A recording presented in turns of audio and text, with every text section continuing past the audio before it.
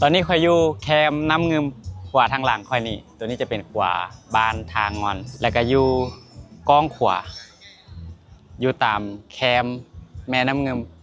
จะมีตู้แบบนี้เลี้ยนไปจดจำเลยแล้วก็อยู่ทางลุมบอลอยู่แคมป์น้ำนี่จะมีเรือที่กระเจ้าให้บริการลองเรือตามแม่น้ำเงิมเป็นทางห้านอาหารแล้วก็เป็นทางลองเรืออยู่ในตัวเลย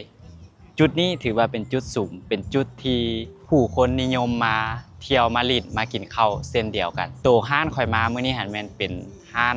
ข้าวปุ้นแจวขิงอยู่ติดกับแคมป์น้ำเงิมแบบนี้เลยคืออยู่ทางข้างข่อยเลี้ยนไปตัวนี้มันจะเป็นตู้ไปแบบนี้แล้วก็มีตังมีโต๊ะมีตังเลี้ยนไปแบบนี้เลยสามารถมานั่งอยู่แคมป์น้ำแบบนี้ได้เลยก็จะเป็นตู้ไปเบิร์ดแบบนี้เลยที่มีตู้เลี้ยนไปแบบนี้เลยบรรยากาศแบบเป็นตู้แบบนี้ไปเลยนะก็สิประมาณนี้สำหรับอาหารนี่ก็มีหลายอย่างอยู่เด้อบ่มีเพียงแต่ข้าวปุ้นแจ่วขิงมีหลายอย่างเลยให้เลือกกินถ้าว่าเจ้าบ่มักโซนโตข้าวปุ้นแจ่วขิงเจ้าก็สามารถไปนั่งอยู่เรือหรือว่านั่งอยู่ห้านถัดไปได้บ่มีแต่ฝากนี่เด้อฝากกงกันข้ามฝากนั่นก็มีคือกัน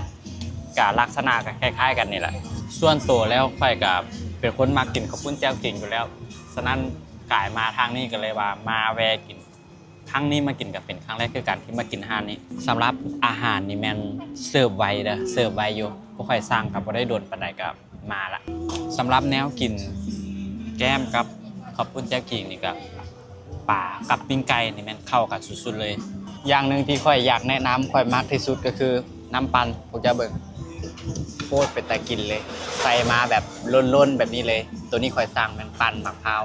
เนื้อมะพร้าวล้นๆมาแบบนี้เลยมันจะออกหอมๆหวานๆมันๆหอมๆหวานๆมันๆแซ่บๆสำหรับปิ้งป่านี่มันสดใหม่ได้เอากินคำแรกเขาก็ฮู้แล้วว่ามันเป็นป่าใหม่นะมื้อนี้หันขนาดว่าค่อยมาวันจันทร์คนก็ยังเต็มบ่ต้องเผาถึงวันเสาร์วันอาทิตย์มื้อพักผ่อนเลยคนแห้งสิหลายถ้วยแรกค่อยเบิดละวันนี้ค่อยสิเริ่มปรุงต่อกินถ้วย2ต่อเลยบัดนี้เดี๋ยวจะในย่างออกไปกลับแล้วค่อยสิ